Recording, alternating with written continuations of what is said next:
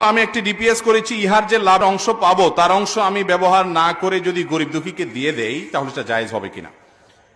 DPS আপনি করেছেন, সুদভিত্তিক DPS করা হারাম, এটা আপনি করবেন না। এবং সুদভিত্তিক কোনো লোন, কোনো স্কিমে টাকা রাখা, সেখান থেকে সুদ নেওয়া আপনার জন্য হারাম।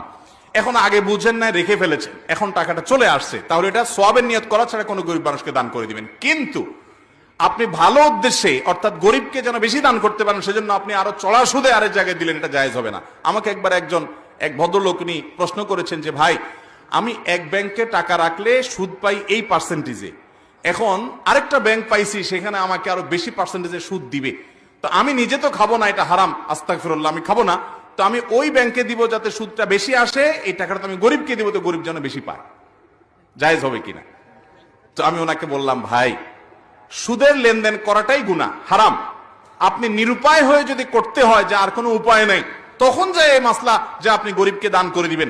ঠান্ডা মাথায় আপনি সুদী ব্যাংকে টাকা রেখে সুদ নিয়ে এরপরে আপনি গরিব মানুষকে উপকার করতে যাবেন, এই পদ্ধতিতে আপনাকে দানের শিক্ষা ইসলাম দেয়, এটা নাজায়েজ এবং গুনাহের কথা, বিধায় এটা করা যাবে না।